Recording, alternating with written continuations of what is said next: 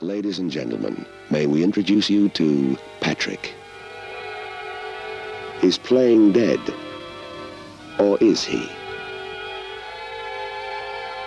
Patrick is undergoing treatment. He isn't dead. He isn't alive.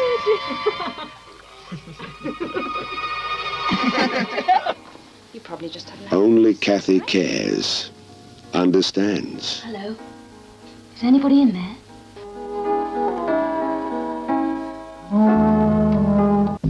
And no one believes her. Brian, he's going to think I'm mad unless you say something. Not Dr. Roger. 160 pounds of limp meat hanging off a comatose brain. Can you imagine anything less aware than that? Not her husband. I'd like to discuss our divorce. Not her lover. Detect a note of sarcasm. Why was Not she down the there police. Look, Mr. Jackout, please, let's not complicate this any further, will you?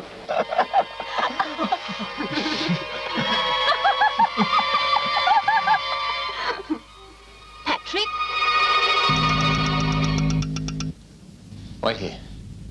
You won't believe what Patrick does to people. Too late, they all discover the power of Patrick.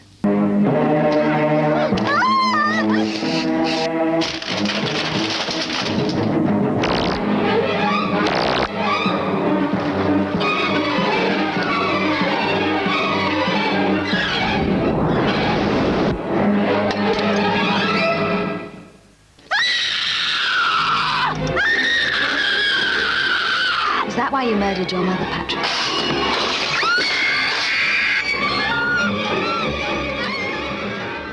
But the rich kids don't like her. That hillbilly smells, my dear. Jennifer, you're not used to our ways, are you, dear? Oh, no, wait a minute. You mean the rich over the right? The rich are always right. They're doing bad things to her. Hey, Jennifer. Please give me back my clothes. They're trying to get rid of her. I really don't think you belong here, Jennifer. And I'm personally going to see to your departure. Jennifer has a past she doesn't want to remember.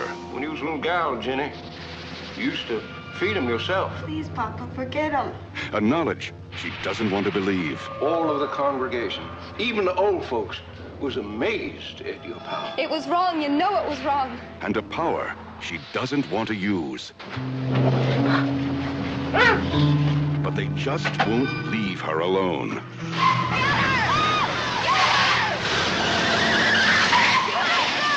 And now they've made her mad.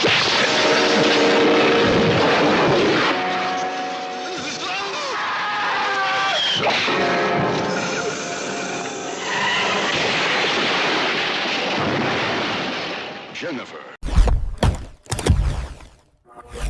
She is sitting very still in the chair across from you, and she looks completely normal. And the conversation has been going well, and then she says something that does not quite fit. One sentence that lands a half-beat wrong, and you file it away without meaning to, and the evening continues. And it is only later, alone, replaying the conversation in the dark before you fall asleep, that you understand what was wrong with that sentence, and why understanding it now does not feel like relief. You did not need a monster. You already knew. The 1970s produced two kinds of horror film.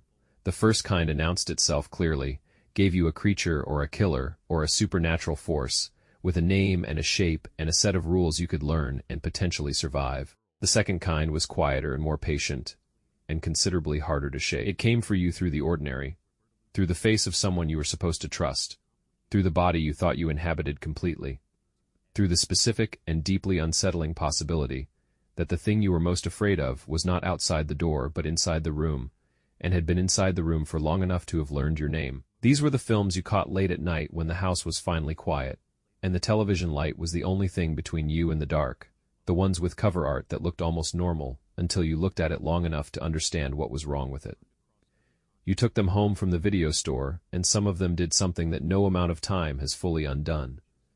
Tonight we are going into 7 of those films, 7 psychological and body horror pictures from the 1970s that understood fear not as something that arrived from outside, but as something that grew from within, in laboratories and farmhouses and quiet suburban homes, and the specific interior darkness of minds that had been pushed past the point where the ordinary rules still applied. One of these films was made for American television and contains a creature designed by a 20-year-old special effects artist who would go on to redefine what movie monsters could look like for the next 3 decades. And one of these films was made in Australia on a budget so small that the production could not afford to show you what its central character was actually capable of, and discovered in that limitation something that a $100 million horror film has never managed to replicate: the specific terror of a threat you cannot see, and cannot locate, and cannot negotiate with, because it has no face, and no voice, and no body, and is coming for you anyway.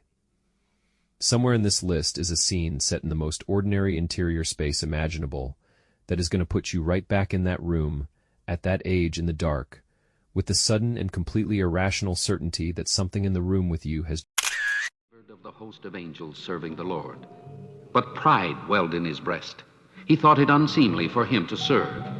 The devil and his band of followers, who likewise suffered the sin of pride, were defeated in battle by the Lord and his host, and were banished to the outermost depths of hell, never to know the presence of the Lord or look on heaven again. Smarting with his wounds, but all the more swollen with pride, the devil cried out from the depths, "It is better to rule in hell than serve in heaven."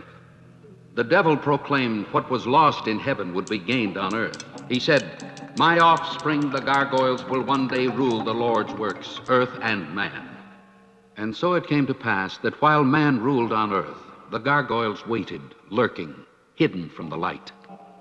Reborn every 600 years in man's reckoning of time, the gargoyles joined battle against man to gain dominion over the earth. In each coming, the gargoyles were nearly destroyed by men who flourished in greater numbers.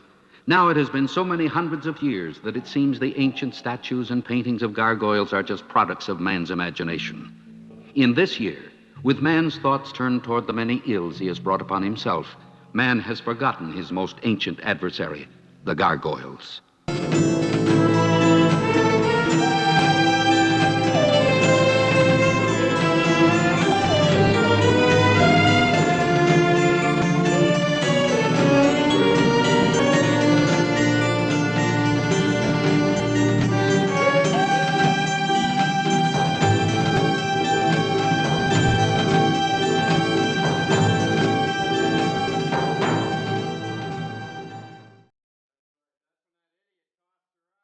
They move too fast for something that size. That is the first thing wrong. The second thing wrong is the sound they make. And the third thing wrong is that there are more of them than the darkness is letting you see. Gargoyles arrived in 1972 as a CBS television movie, directed by Bill L. Norton, and it holds a place in the horror history of the decade that has nothing to do with its budget and everything to do with a 20-year-old special effects artist named Stan Winston, who built the creature suits in his garage, and in doing so produced something that the major studios with their considerably larger resources were not managing to produce at the same time. A monster that looked genuinely wrong, not wrong in the way of a man in a suit, but wrong in the way of something that should not exist, and knows it, and does not particularly care what you think about that. An anthropologist and his daughter are driving through the New Mexico desert when they stop at a roadside curiosity shop, run by an old man who shows them a partial skeleton that he claims belongs to a creature that has been living in the desert since before human civilization arrived in the area. Before any of the obvious questions can be asked, the shop is destroyed, the old man is killed, and the anthropologist and his daughter are on the road again with the partial skeleton in the back seat, and something very large and very fast moving alongside them in the dark. Norton shoots the desert locations with a spare and documentary eye that gives the film a specific texture most television horror of the era could not achieve, and the decision to make the gargoyles not simply aggressive but intelligent, capable of speech, and of a kind of cold strategic thinking,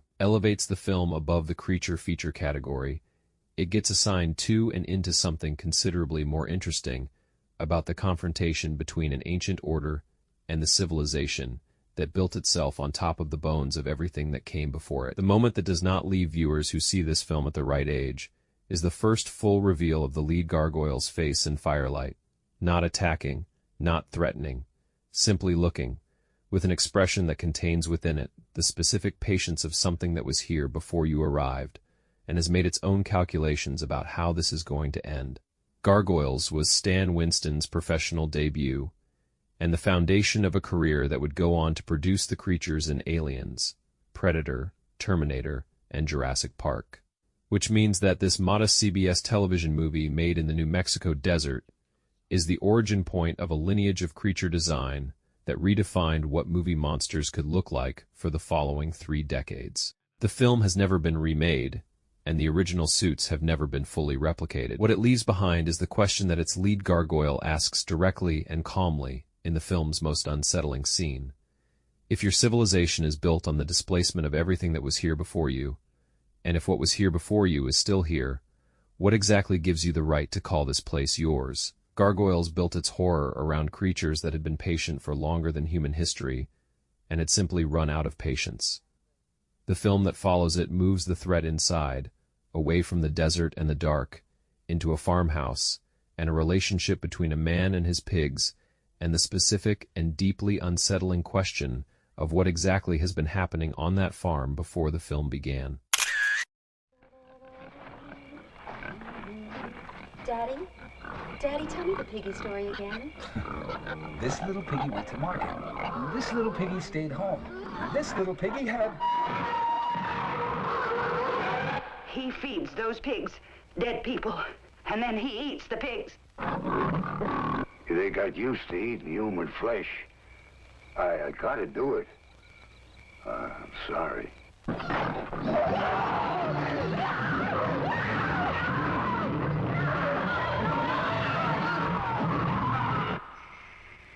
I didn't do anything, Daddy. I didn't do anything.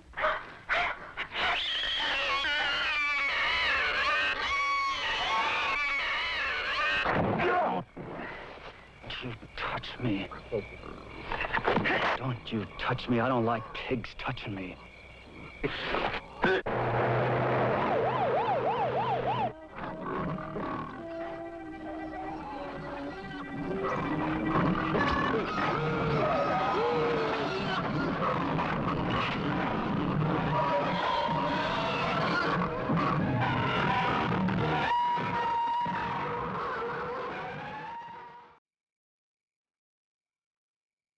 The pigs are always hungry. That is the first thing you need to understand about this farm, and about the man who runs it, and about why the young woman who arrives looking for a place to stay should have kept driving. Pigs arrived in 1973, directed by and starring Mark Lawrence, a character actor who had spent 3 decades playing heavies in Hollywood pictures, and who put everything he had learned about menace and misdirection into a film so strange and so committed to its own internal logic that the horror community has spent 50 years trying to decide exactly what category it belongs in, and has never quite managed. Lynn Hart is a young woman who has recently escaped from a psychiatric institution, and who stops at a remote California farm run by an old man named Zambrini, whose relationship with his animals is considerably more complicated than the word farmer covers. Lawrence plays Zambrini with a specific and completely sustained quality that the film never explains and never needs to. The warmth of a man who has found a solution to a problem that civilization does not acknowledge having, and who has organized his entire life around maintaining that solution without attracting the kind of attention that would end it. The 1970s were saturated with a specific rural horror, the urban suspicion that the countryside contained arrangements and understandings that the city had no framework for processing. And Pigs takes that suspicion and builds it into a story that is less about violence than about the specific intimacy between a caretaker and the things in his care, and what that intimacy requires of everyone who gets too close to it. The scene that defines the film is not its most overtly horrific moment. It is Zambrini feeding his pigs at dusk, the specific quality of his attention to them, the way he talks to them not as animals, but as participants in something, and the expression on his face which contains within it a satisfaction so complete and so private that it functions as the most sustained and least escapable piece of dread the film produces. Pigs was distributed by Troma Entertainment, and spent decades in the category of films that serious horror audiences discussed in lowered voices, while everyone else assumed the title was the whole story. The film's power is inseparable from Mark Lawrence's performance, and from the specific conviction with which he plays a man whose moral universe has been reorganized around a center that the rest of the world has agreed not to look at directly. What it leaves behind is a question that the film never asks out loud. How many arrangements like this one exist in places the highway does not take you, and how long have they been there? Pigs built its horror from an arrangement between a man and his farm, and the specific silence of a community that had decided not to ask certain questions. The film that follows it takes a completely different approach, moving from rural isolation into a suburban television studio, and the story of a sculptor whose art has developed a relationship with its subject that the sculptor did not authorize and cannot stop. You advertised at the college. There must be some mistake. A student, a part-time housekeeper. Peggy's curiosity catapults her into a deadly discovery. Who was the girl staying above the garage? I saw her last night. It's Jennifer. She's hopelessly insane. Ted Bessel, Sean Barbara Allen, and special guest star Betty Davis. Leave this house. Jennifer, my name's Peggy. Scream, pretty Peggy. The statue in the garden looks like his sister. That is what everyone says. He says it is just a coincidence. He's been saying it for years, and the longer he says it, the less it sounds like a coincidence, and the more it sounds like something else entirely. Scream Pretty Peggy arrived in 1973, directed by Gordon Hessler for ABC Television. And it is one of those films that the television movie of the week format produced with a specific and unrepeatable quality during that decade. A psychological horror picture that worked within the constraints of network television and found in those constraints not a limitation but a discipline, a forced economy of suggestion and implication that the theatrical horror films of the same period, with their freedom to show more, sometimes forgot to apply. A young woman named Jennifer takes a job as a housekeeper for a sculptor named Jeffrey Elliott and his reclusive mother, and almost immediately she begins to sense that the house contains something it is not ready to explain. Ted Bessel, known to television audiences as an entirely different kind of character, plays Jeffrey with a controlled intensity that the role required, and that the casting made more unsettling by working directly against expectation, and the film uses that casting with intelligence, allowing the audience's familiarity with the actor to create a specific cognitive dissonance that straightforward casting in the role would never have achieved. Hessler shoots the sculptor's studio with a sustained atmospheric unease that makes the statues themselves feel like participants rather than objects, their stillness a kind of attention, and the film builds its dread not from what happens, but from the accumulating certainty that what is happening has a logic that the house understands completely, and that Jennifer is the last person in it to be let in on. The moment that defines the film is a simple one. Jennifer alone in the studio, looking at the statue that everyone says looks like his sister, and the specific quality of the silence in the room that arrives not as absence of sound, but as the presence of something that has been waiting for exactly this moment of recognition. Scream Pretty Peggy has never received the reappraisal it deserves. Filed away under the broad category of television horror, and left there while theatrical films with less craft and less conviction get revisited and celebrated. What it leaves behind is a structural question about the nature of obsession and its objects.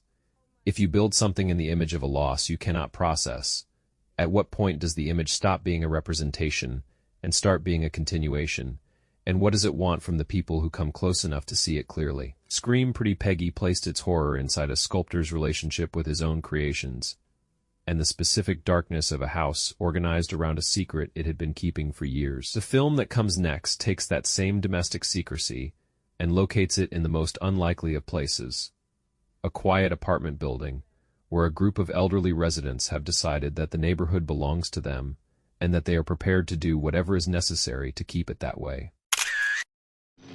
You can't live here any longer. The building's coming down. I can't move away from here. I'm afraid you don't have a choice. I'll get a court order. I'll have you thrown out. No, we won't let you do that. You better not try. Are you threatening me?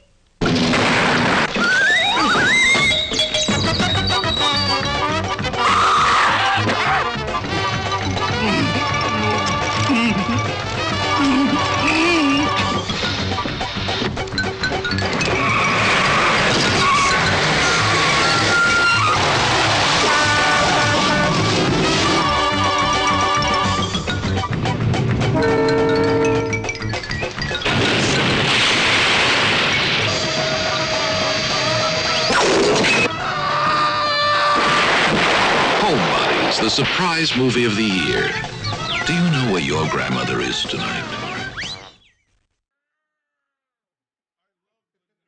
They are in their 70s and 80s, and they have lived in this building for decades, and the city has decided to tear it down and relocate them, and they have decided, quietly and collectively, and without any particular drama, that this is not going to happen.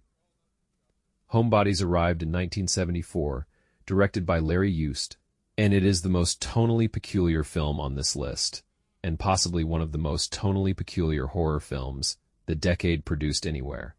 A picture that is simultaneously genuinely funny and genuinely disturbing, that treats its elderly protagonists with complete sympathy and complete horror at the same time, and that never once resolves that tension, because the film understands that the tension is the point. A group of elderly Cincinnati residents facing forced relocation from their condemned apartment building begin, one by one, and then collectively, to remove the obstacles between themselves and staying where they are.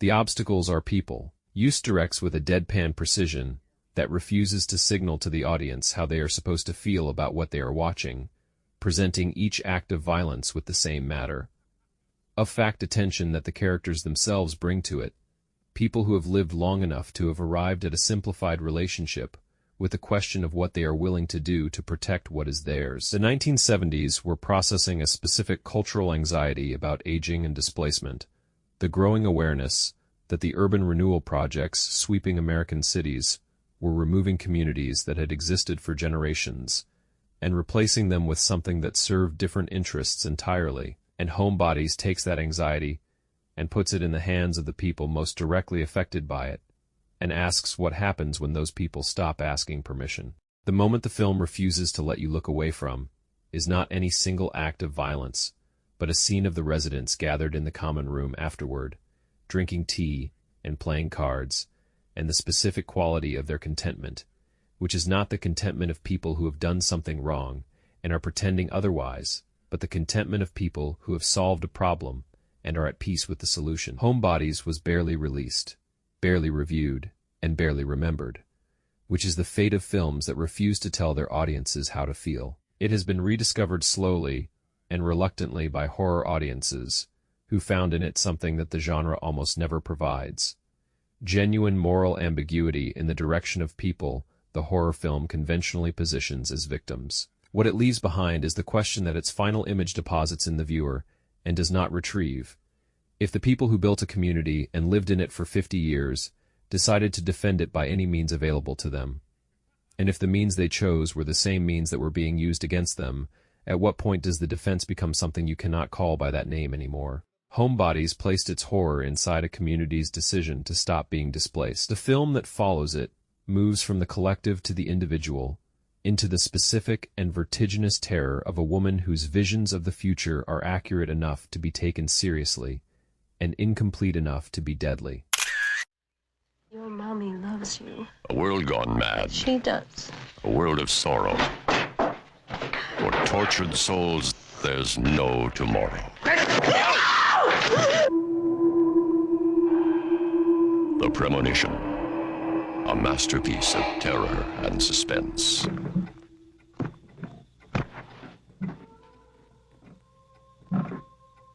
We're losing her. I can feel it. Andrea's anger. No! I think Janie's mother's putting a hex on us. They'll never find us. You've got my baby, Sherry. You've got my baby, Sherry. You've got my baby, Sherry. We don't have your baby. She's ours. And you can't have her. Variety calls The Premonition cinematic poetry, insidiously terrifying. Ellen Barber is terrific. Starring Sharon Farrell. That's not all. I saw that woman again. She was covered with blood. While she looked like death. Jeff Corey. Appease a dead woman's anger. And Richard Lynch. Don't tell me what she needs. Oh my God, no! The Premonition. No! No! Where dreams become a possessive nightmare. Graceful and confident, Kevin Thomas, The Los Angeles Times. Both possible and terrifying. Archer Winston, The New York Post. The Premonition. Something's not adding up. There's too many weird things going on. Weird things going on. Weird things going on. Weird things going on. The Premonition. A world of magic. Inspired by insanity, hatred, and fear. Redeemed. Hi, Mommy. By the power of love. The Premonition. A masterpiece of terror and suspense. She sees it before it happens. Not all of it, enough of it. And the gap between what she sees and what she does not see is exactly the size of the thing that is going to destroy her. The Premonition arrived in 1976, directed by Robert Allen Schnitzer, and it is a film that the horror community has been slowly discovering for decades, passing it between people who have seen it and people who have not, in the specific tone reserved for things that deserve better than they received. Andrea Fletcher is a woman with genuine psychic ability whose adoptive daughter is kidnapped by the child's unstable biological mother, and the film follows Andrea's attempts to use her visions to find the child, while the police follow their own investigation with the specific skepticism of institutions that have decided in advance what counts as evidence. Schnitzer shoots the film with a sustained atmospheric unease that owes more to European art horror than to the American supernatural pictures of the same period. Long, slow takes, carefully composed frames, a score that functions as mood rather than punctuation, and an approach to the psychic vision sequences that puts the audience inside Andrea's experience rather than observing it from a safe distance. What makes The Premonition more interesting than its premise suggests is its understanding that the horror of genuine psychic ability is not the power itself, but its limits. The specific helplessness of someone who can see enough to know something terrible is coming, and not enough to know exactly what form it will take, or exactly when it will arrive, or exactly what the one piece of information she is missing actually is. The mid-1970s were in the middle of a mainstream cultural fascination with psychic phenomena. The Post, Uri Geller, post-ESP research moment, when the line between scientific investigation and popular belief had become genuinely blurred, and The Premonition takes that cultural moment seriously rather than exploiting it. The scene that crystallizes everything the film is doing takes place in a hospital corridor.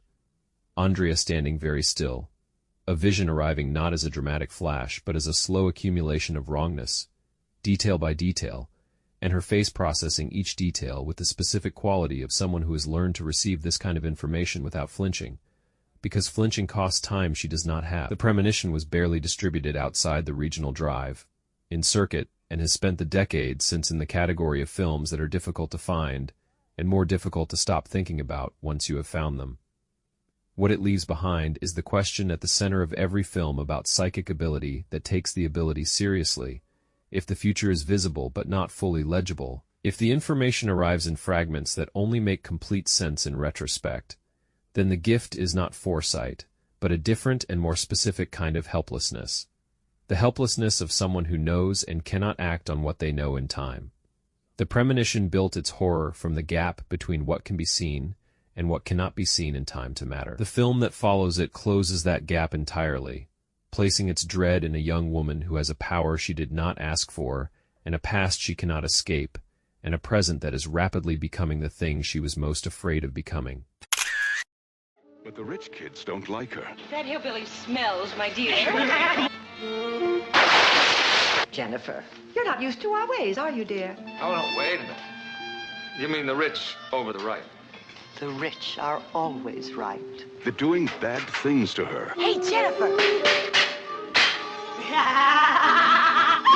Please give me back my clothes. They're trying to get rid of her. I really don't think you belong here, Jennifer. And I'm personally going to see to your departure. Jennifer has a past she doesn't want to remember. When you was a little gal, Jenny, you used to feed him yourself. Please, Papa, forget him. A knowledge she doesn't want to believe. All of the congregation, even the old folks, was amazed at your power. It was wrong. You know it was wrong. And a power she doesn't want to use. But they just won't leave her alone.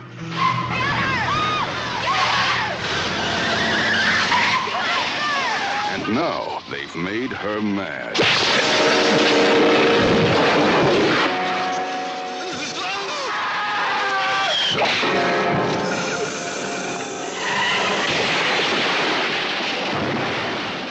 Jennifer.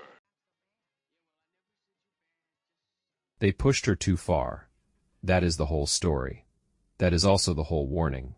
And the film is completely uninterested in whether you received it in time. Jennifer arrived in 1978, directed by Bryce Mack, and it arrived in the specific shadow of Carrie, which is both the most accurate thing you can say about its cultural positioning and the least accurate thing you can say about what the film actually does with its premise. Jennifer Baylor is a scholarship student at an exclusive private school, the daughter of a snake, handling religious zealot, quiet and contained and treated by the girls around her with the specific casual cruelty that institutions of inherited privilege reserve for people who arrived through a different door. Where Carrie used telekinesis, Jennifer uses snakes, a power connected to her father's faith, and to something older than that faith. Something that the film suggests has been in her family for longer than the religion that gave it its current shape. Mack shoots the film with a low-budget clarity that serves the material well, refusing the gothic excess that a higher budget might have imposed, and keeping the horror grounded in the specific texture of institutional cruelty, the small and sustained and perfectly calibrated humiliations that the film catalogs with a precision that makes the third act's accounting feel not like a horror set piece, but like an inevitability that the audience has been building toward, alongside Jennifer without quite realizing it. The moment that defines the film is not its climax. It is a quiet scene in Jennifer's dormitory room, alone, the sounds of the school around her, and the specific quality of her stillness, which is not the stillness of someone who has given up, but the stillness of someone who has decided something and is waiting for the right moment with a patience that the film has been earning for its entire running time. Jennifer was dismissed on release as a Carrie imitation with a lower budget and a less celebrated director and filed away accordingly, which is the critical verdict that tends to attach itself to films that are doing something more specific than the category they get assigned to. The film has found its audience slowly, and through the specific channels that cult horror always travels: late-night cable, battered VHS copies, and the word of people who saw it at the wrong age and have never fully recovered from the right parts of it. What Jennifer leaves behind is a question it never directly asks, but never stops implying: if the cruelty that generates the response and the response itself are both disproportionate to the situation that produced them, at what point does the question of who started it stop being the relevant question? Jennifer's horror lived in the space between what was done to her and what she became capable of doing in return. The film that closes this list takes that same dynamic and strips it of everything except its essential structure: a single room, a single bed, a single figure who cannot move and cannot speak, and has been lying there for 3 years deciding what to do about it. Ladies and gentlemen, may we introduce you to Patrick. Is playing dead, or is he?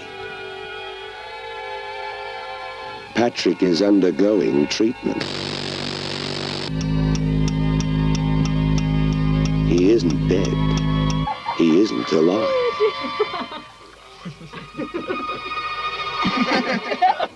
You probably just haven't. Only Kathy cares, understands. Hello? Is anybody in there?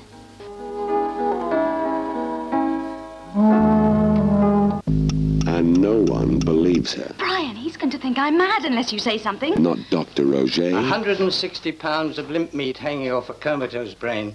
Can you imagine anything less aware than that? Not her husband. I'd like to discuss our divorce. Not her lover. Take a note of sarcasm. Why was Not she the down there in police. Look, first Mr. place? Jekyll, please, let's not complicate this any further, will you?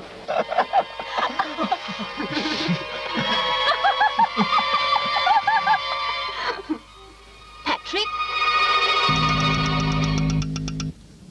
Wait here. You won't believe what Patrick does to people. Too late, they all discover the power of Patrick.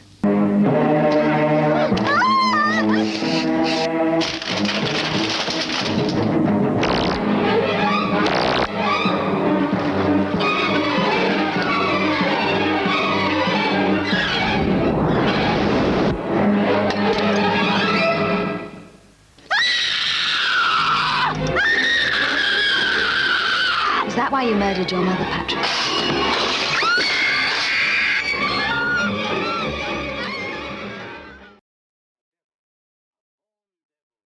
His eyes are open. That is the first thing Kathy notices when she takes the job. Most coma patients do not have their eyes open. Patrick does. And the way they move, tracking across the ceiling, following sounds, settling on her face with an attention that the medical chart says is not possible, is the second thing she notices. She does not tell anyone about the second thing. Patrick arrived in 1978, directed by Richard Franklin, and it was a milestone in his cinematic career, its success allowing for subsequent cult classics, and establishing Franklin as a significant figure in the Ozploitation movement that was redefining what Australian genre cinema could accomplish on the international market. Patrick has been in a coma for 3 years after killing his mother and her lover, and the film begins at the point where a lesser horror picture would have ended. The monster is already contained, already powerless, already reduced to a body in a bed with an IV and a chart, and a medical staff that has collectively decided that nothing is happening behind those open eyes. Kathy is the nurse who begins to suspect that the collective decision is wrong.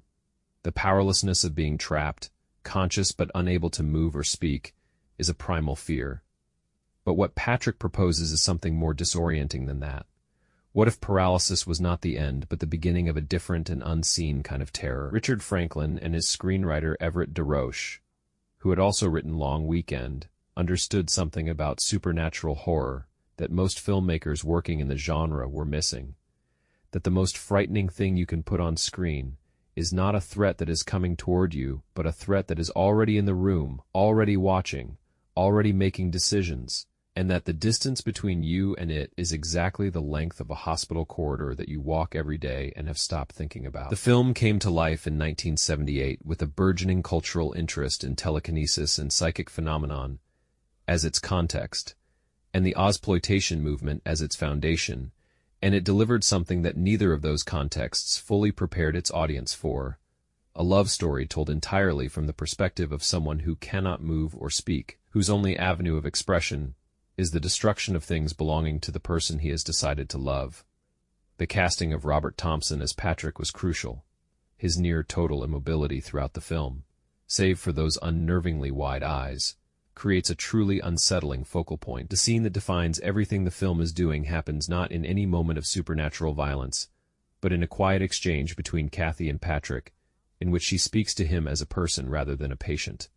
And the camera holds on his face long enough for you to understand that something behind those eyes has registered the distinction and has begun, very quietly and very deliberately, to act on it.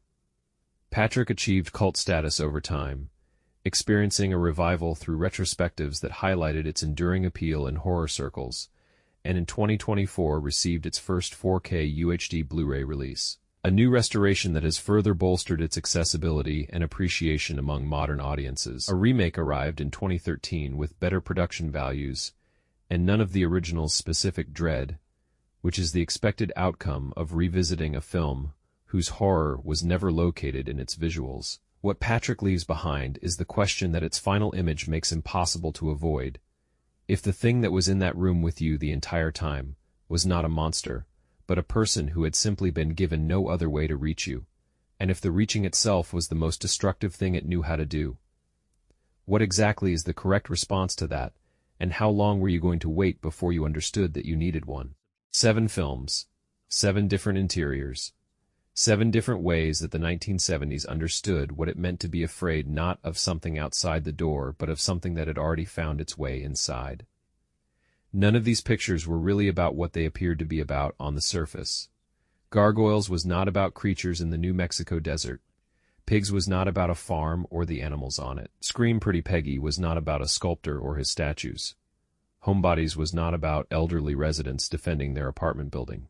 The Premonition was not about psychic ability or a kidnapped child. Jennifer was not about snakes or the girl who commanded them, and Patrick was not about a coma patient in an Australian hospital. They were all about the same thing.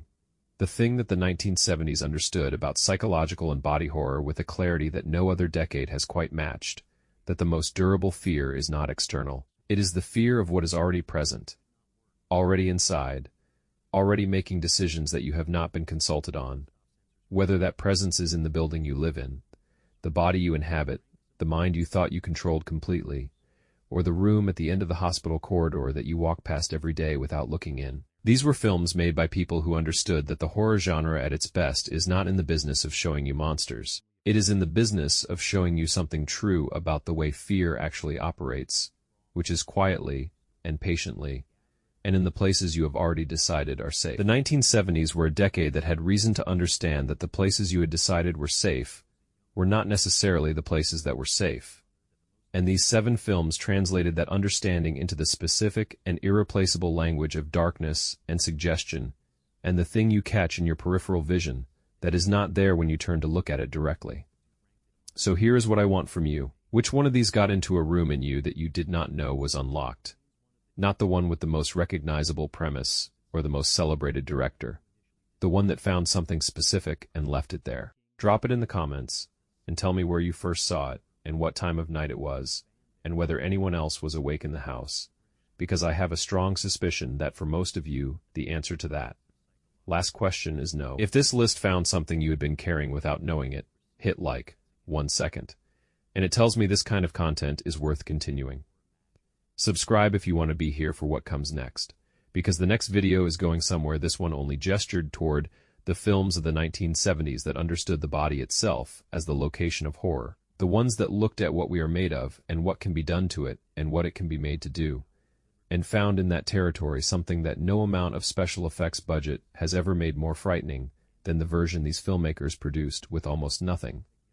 Those films are coming, and some of them are going to get somewhere inside you that you will not be entirely comfortable with afterward.